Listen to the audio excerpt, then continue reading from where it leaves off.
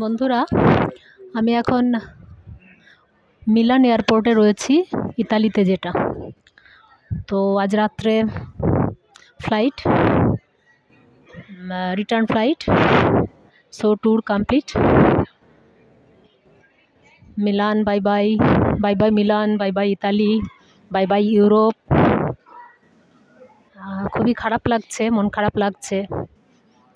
মোটামুটি 9 দিনের ট্রিপ ছিল, তো এবারে বাড়ি ফেরার পালা।